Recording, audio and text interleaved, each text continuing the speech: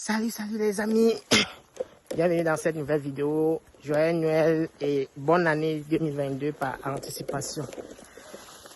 Alors, je suis Martin Toukam et c'est un plaisir pour moi de vous retrouver une fois de plus sur la chaîne YouTube du cabinet Vetago pour partager avec vous notre passion de l'agro-pastoral et nos aventures quotidiennes. Comme vous pouvez le constater, nous sommes en pleine forêt dans la région du centre. En fait, nous sommes venus étudier l'implantation d'un nouveau projet. Le promoteur souhaitait faire l'élevage des poulets déchets, l'élevage des poules pondeuses et l'élevage des porcs. Mais vous m'avez pas dit qu'il y avait le rond-point ici. Vous avez même pris la bonne direction.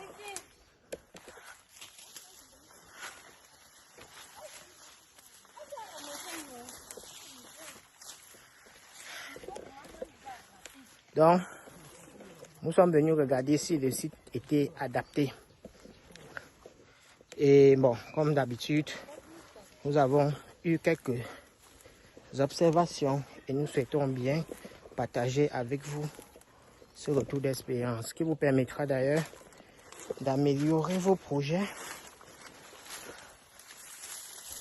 Peu importe où vous vous trouvez en Afrique et d'améliorer vos futurs projets pour ceux qui ne se sont pas encore lancés. Bon, je vous montre un peu ce petit champ de nana. Il est joli, n'est-ce pas? Petit mais très beau. Comme d'habitude, il faut commencer quelque part. Donc, conformément aux critères du choix du site d'un projet agro-pastoral, nous avons fait deux remarques. La première, qui n'est pas la moindre, est que le site est situé dans une zone marécageuse. Ah, chère maman, tu vas arriver. Ouais.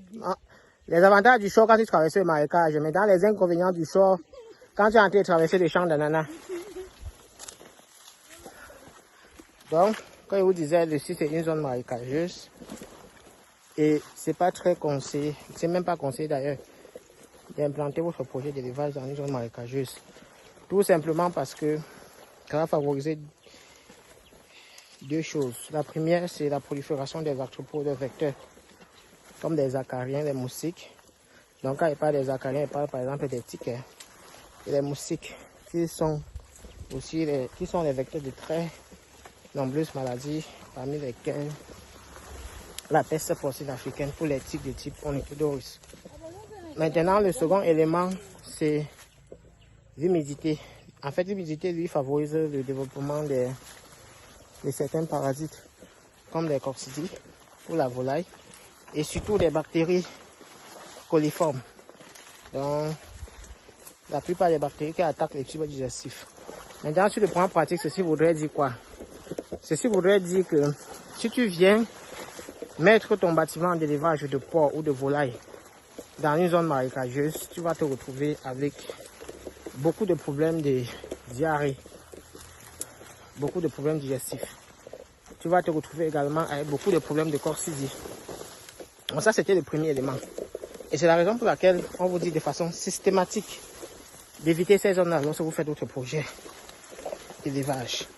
Je sais que cette zone peut présenter certains avantages pour les agriculteurs, notamment quand tu fais par exemple les cultures maraîchères. Durant la saison sèche, tu peux faire recours au point d'eau se trouvant dans la zone marécageuse pour arroser tes cultures. Mais pour l'élevage, c'est assez risqué. C'est même très risqué. Maintenant, le second élément était la superficie du site. On va seulement continuer pieds nus. Hein. Déjà debout qui a sur les pieds ici là. On ne peut même pas dire qu'on va porter la chaussure. Et ça veut dire que c'est vraiment à pousser. Hein. Donc, le second élément, c'est la superficie du site qui est très faible, moins de 1000 mètres carrés. Or, je vous ai dit, dès l'entame de jeu, il veut faire jusqu'à 3 spéculations. Soit les porcs, soit la volaille. Porc, volaille et pondeuse. Bon, dans la volaille, il y a chair et pondeuse. Donc, ça fait beaucoup. Or, la superficie en réalité nous permet juste de faire un projet pilote, c'est-à-dire juste un projet test. Donc, tu ne peux pas prendre une superficie pareille pour dire que tu veux aller faire un vrai projet. Pourquoi?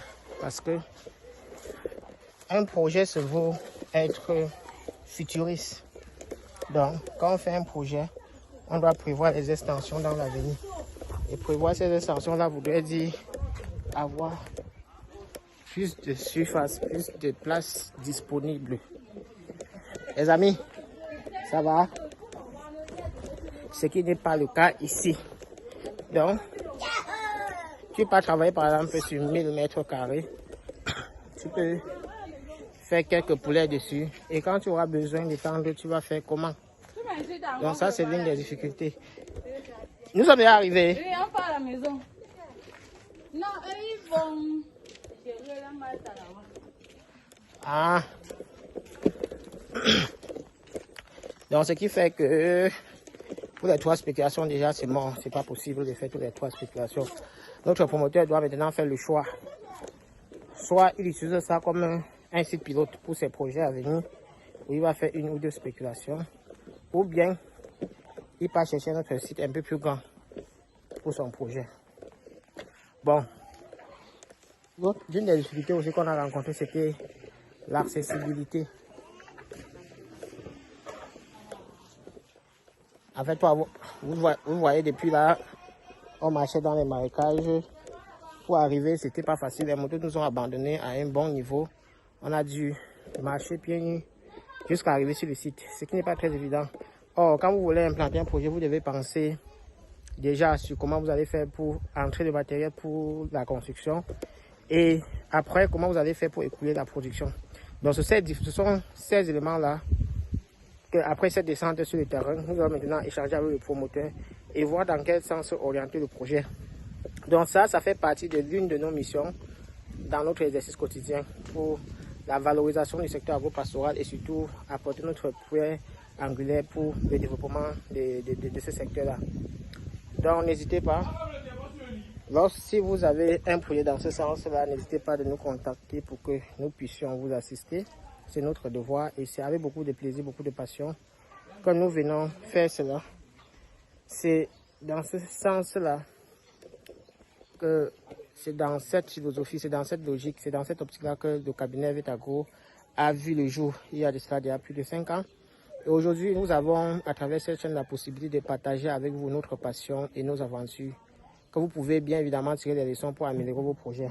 Alors, je ne saurais finir cette vidéo sans vous souhaiter beaucoup de réussite en 2022 et vous donner quelques pistes pour vous permettre d'entrer en 2022 avec beaucoup de force et de mettre tous les armes de votre côté pour réussir cette nouvelle année qui commence.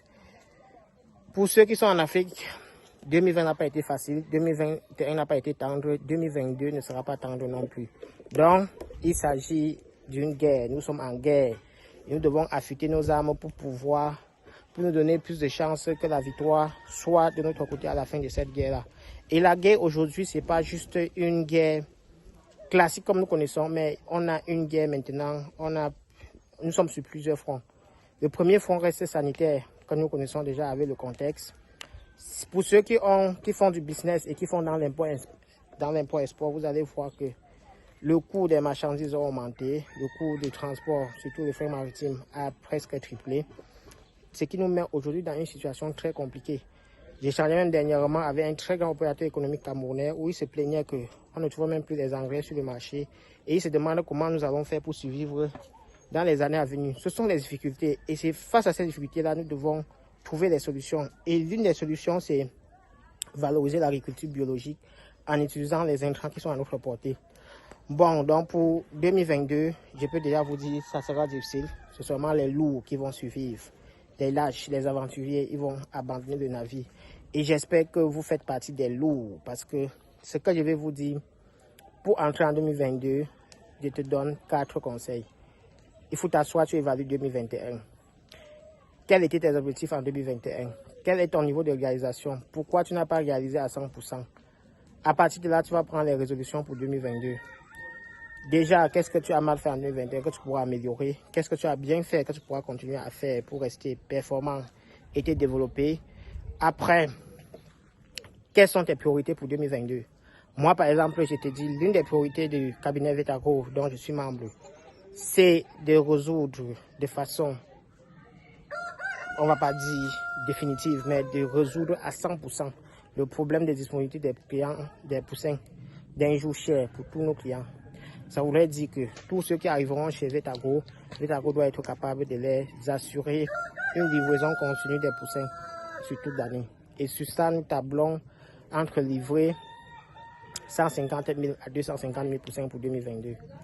D'ailleurs, ça c'est l'une de nos fiertés en 2021. Nous avons pu stabiliser une bonne partie de cette activité-là, ce qui nous permet aujourd'hui d'arriver en 2022 avec plus de sérénité. Il est question maintenant de mieux l'asseoir et avec le bureau de Yaoundé que nous avons créé d'ailleurs en 2021, de pouvoir satisfaire les clients de la région du centre, du sud et de l'est. Donc ça c'est l'une de nos priorités en 2022. Et toi, quelle est ton activité? Quelle est ta priorité? Tu dois sortir la liste de tes priorités. Et quand on dit priorité, ça voudrait dire, tant que je n'ai pas fait cela, je ne passe pas à autre chose. Donc, pour 2022, moi, je te souhaite, je te demande, je t'ordonne de fixer tes priorités pour 2022. Lorsque tu as fixé tes priorités, tu te fixes les objectifs clairs que tu dois atteindre durant cette nouvelle année. Par exemple, je te dis pour 2022, je veux livrer 150 à 250 000 poussins d'un jour cher. Ça, c'est pour 2022. Toi, quel est ton objectif? Si tu es dans les chairs, tu souhaites faire combien de sujets? Tu souhaites faire combien de bandes? Ton objectif doit être spécifique. Ça voudrait dire, ça ne doit pas être vague. Tu dis, je veux élever beaucoup de poulets de chair, ça ne veut rien dire. Mais tu dis que je veux élever 150 000 poulets de chair, ça, c'est précis. Puis, mon ami, tu sais qu'avec ça, tu as une base sûre pour commencer à travailler. Lorsque tu as fixé ton objectif, là, il faut fixer un plan d'action.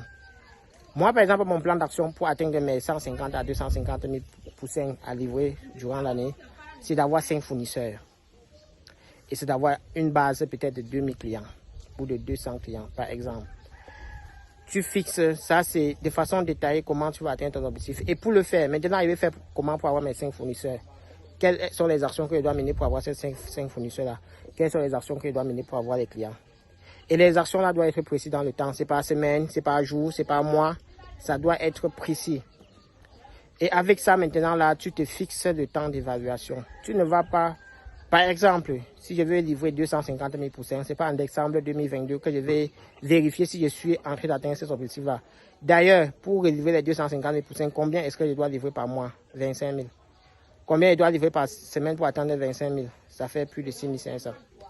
Et lorsque tu as divisé comme ça, tu vois que tu dois livrer 6 250 poussins chaque mois pour atteindre l'objectif de 25 000 par mois qui te permettra d'atteindre l'objectif de 250 000 sur l'année ou 300 000 sur l'année. Lorsque tu as séquencé comme ça, tu connais les actions que tu dois mener au quotidien, les actions que tu dois mener par semaine, les actions que tu dois mener par mois pour atteindre ton objectif définitif à la fin d'année. Alors mon ami, c'est ça que je voulais échanger avec toi aujourd'hui, surtout pour te souhaiter bonne année par anticipation, joyeux Noël. On a beaucoup travaillé cette année, on tire vers la fin. J'espère que nos ancêtres te protégeront pour que tu atteignes 2022 en pleine santé et que 2022 sera une année de réussite pour toi, comme pour moi d'ailleurs, parce que vous savez, je suis un gagnant, je gagne toujours. Alors les amis, très bientôt pour une prochaine vidéo.